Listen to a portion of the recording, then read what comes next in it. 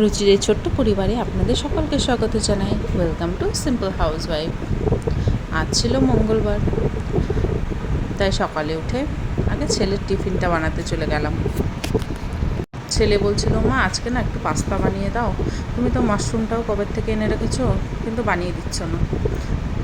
তাই ভাবলাম আজকে ওকে পাস্তাই বানিয়ে দিই। তাই বানিয়েছিলাম চিজ মাশরুম পাস্তা। আমাদের সময় আমাদের মা রোজ টিফিনে রুটি আর আলু ভাজা দিত, এটা আমাদের কমন টিফিন ছিল। আর যেদিন ম্যাগি নিয়ে যেতাম সেদিন তো নিজেকে কুইন বলে মনে হতো, সেই দিন তো একদম হাবভাবেই পাল্টে যেত। আজকে আমি টিফিনে ম্যাগি যে নিয়ে যাচ্ছি।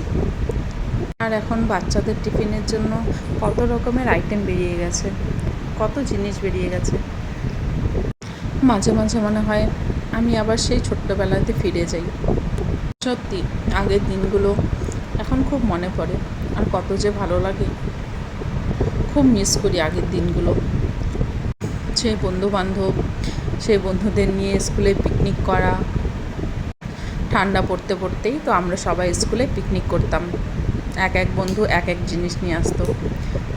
কোনো দিন হতো ঝালমুড়ি পিকনিক, বা কোনো দিন হতো আলু কাবলি পিকনিক। আমাদের গ্রুপে আমরা 4-5 জন ছিলাম, তো এভাবে ভাগ ভাগ করে বলে দেওয়া হতো। তো কেউ আলু নিয়ে আসতো, কেউ চানাচুর, কেউ মুড়ি, আবার কেউ সস, আবার কেউ চাট মশলা, লবণ এসব নিয়ে আসতো। এবার সেগুলো মাখার জন্য তো একটা বাটিরও প্রয়োজন, তো কেউ বড় বাটিও নিয়ে আসতো। আর সবাই সেই বড় বাটির মধ্যে মেখে ভাগ ভাগ করে সবাই মিলে টিফিন বাটিতে খেতাম। ভীষণ মজা হতো। এরই মধ্যে ছেলের টিফিন তো রেডি, তো ছেলের টিফিনটা রেডি করে দিয়ে দিলাম। কাল রাতে ছোলা ভিজিয়ে রেখেছিলাম, তো সেটা দিতে ভুলে গেছিলাম, তো পরে আমি ওকে অল্প ছোলাও দিয়ে দিয়েছিলাম। ও কাঁচা ছোলাটা খেতে ভীষণ ভালোবাসে। যেহেতু পাস্তা নিয়ে গেছে, তার জন্য ভাবলাম একটু হেলদি কিছু দিয়ে দিই, তো ছোলাটাও দিয়ে দিয়েছিলাম। আনহেলদি খাবারের সাথে একটু হেলদি খাবারও তো দিতে হবে, শরীরটাকে তো ব্যালেন্সও রাখতে হবে। তারপরে বললাম, তাহলে একটু পাস্তা খেয়ে নি, একটু পাস্তাটা খেয়ে দেখ কেমন হয়েছে। তো তারপর একটু পাস্তাটা খাইয়ে দিলাম। একবারে পাস্তা খেলো। এরই মধ্যে চলে আসলো দুধ। তো আমাদের দুধ দিয়ে যায়, গরুর দুধ রাখা হয়। দুধটা ভীষণ ভালো, তো দুধটা নিয়ে রাখলো। আমার মেয়ে তো দুধ খেতে ভীষণভাবে ভালোবাসে, তাই ওদের জন্যে বিশেষত দুধ রাখা। এদিকে আমার ছেলের স্কুল টাইম হয়ে গেছে, তাই আমি ওকে সি অফ করে দিলাম। ওকে সি অফ করতে এসে দেখি আর একজনের চিল্লাচিল্লি শুরু হয়ে গেছে। এই যে আমার সোনা বাবা ঘুম থেকে উঠে গেছে, তাই ওকে গিয়ে গুড মর্নিং করে দিলাম।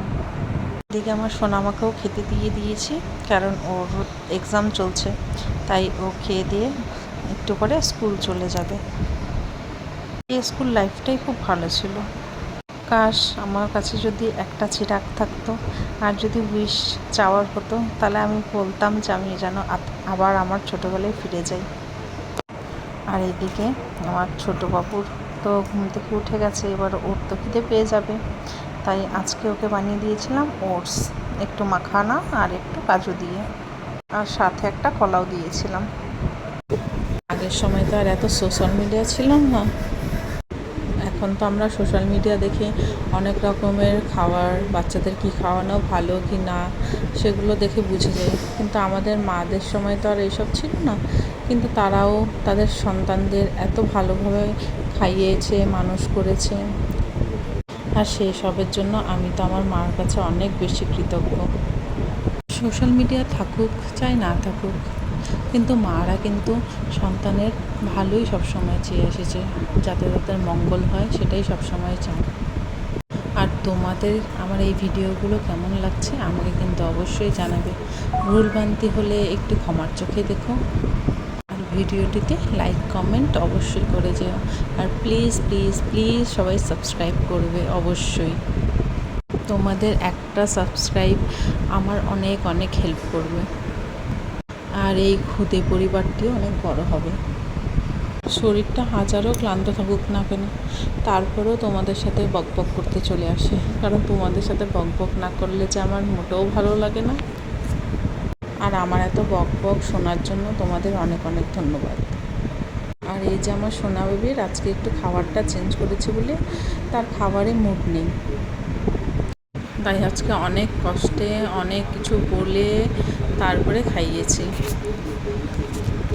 আর ওর দিদি একটা ডক্টর সেট এনেছিল, তো সেটার থেকে একটা খেলনা নিয়ে ও খেলছিল, আর এই খেলার মাঝখানে আমি ওকে খাওয়াচ্ছিলাম।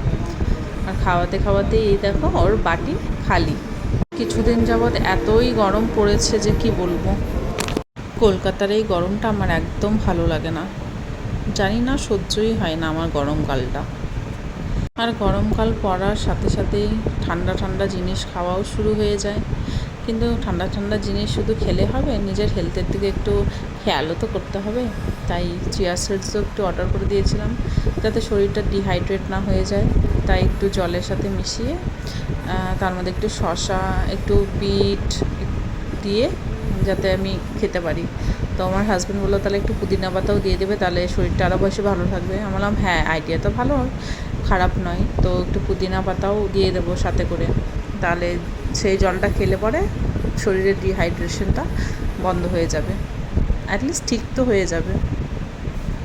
আসলে ইউটিউবে অনেক ভিডিও দেখেছি ডিহাইড্রেশন ওয়াটারের এইভাবে বানাতে হয়, তো আমি তার জন্য চিয়া সিডসটা অর্ডার করেছিলাম।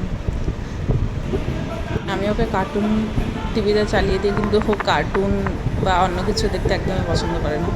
তো সেদিন বসেছিলাম, দেখি সাউথের এই সিনেমাটা অ্যাকচুয়ালি দেখছিলাম, তো এখানে একটা গান আছে, ওটা দেখে ও এত খুশি, রীতিমতো নাচতে শুরু করে দিয়েছিল গানটা দেখে।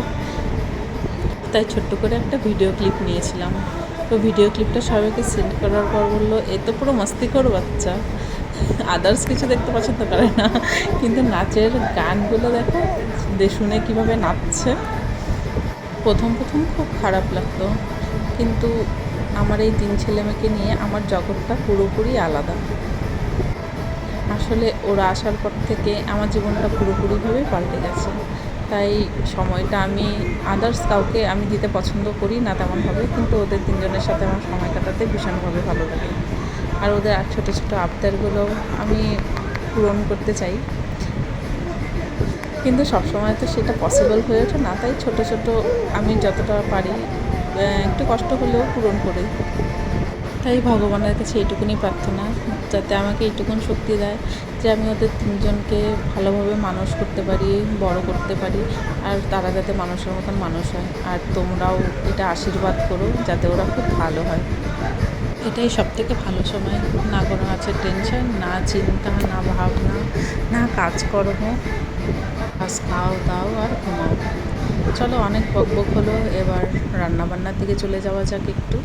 আজকে মেনুতে ছিল আলু করলা ভাজা, আর বাবুর জন্য একটু কলা ভাত করেছিলাম, আর করেছিলাম আলুর ডাল। আমার এটা খেতে ভীষণ ভালো লাগে। এই রেসিপিটা আমার মা করেছিল। আর করেছিলাম মোচা। আমি এটা মানে আলুর ডাল রেসিপিটা আমি আমার মার কাছ থেকেই শিখেছি, মাই বানাতো। আর সাদা ভাত। তারপরে খাওয়া দাওয়া সেরে চলে গেলাম একটু রেস্ট করতে। রেস্ট কি আর আমার হয়? আমার এই দুষ্টুর যতক্ষণ চোখ খোলা থাকবে ততক্ষণ আমার রেস্টের কোনো জো নেই। দুপুরে গরমে তো আমি আইসক্রিম খেয়েছিলাম, তাই ভাবলাম ছেলে মেয়ের জন্য আর ঠাকুরের জন্য কিছু নকুলদানা আর একটা চিক্কি অর্ডার করেছিলাম। তো ছেলেকে খেতে দিয়ে মেয়েকে একটু আইসক্রিম খেতে দিয়ে দিলাম। 8 থেকে 80 সবাই আইসক্রিম ভালোবাসি। আইসক্রিম পেলে মনটা একদম খুশখুশ হয়ে যায়। কারা কারা আইসক্রিম খেতে ভালোবাসো আমাকে কিন্তু বলবে কমেন্টে। এটা ছিল ম্যাঙ্গো আইসক্রিম, খেতে দারুণ ছিল আইসক্রিমটা। আর দেখো আইসক্রিম পেয়ে আমার মেয়ে কি খুশি, তার মুখে আর হাসি ধরে রাখা যায় না। ছেলের স্কুল থেকে আসতে আসতে তো অনেকটা বেলা হয়ে যায়, মানে বিকাল সন্ধ্যার দিকে ও আসে যেহেতু, তাই ওর খেতে খেতেও সন্ধ্যা হয়ে যায়। তো ওকে খেতে দিয়ে ওকে বলে দিলাম যে তোর আইসক্রিমটা ফ্রিজে রাখা আছে, তো তুই আইসক্রিমটা খেয়ে নিস। এদিকে ওকে খাওয়া দিয়ে আসতে না আসতে এই যে আমার ঘুতুন সোনা গেছে ঘুম থেকে উঠে। ওকে শুইয়ে দিয়ে গেছিলাম, ঘুম থেকে উঠে গেছে। মাকে না দেখতে পেলে ব্যাস তার তো শুরু হয়ে যায়। এরপরে মেয়েকে পড়তে বসিয়ে দিলাম। পরদিনই ছিল তার ইতিহাস পরীক্ষা। বললাম তুই পড়াগুলো রিভিশন দিয়ে নে। তো আজকের মতন ভিডিওটি এখানেই। সবাই সুস্থ থেকো, ভালো থেকো। রাধে রাধে।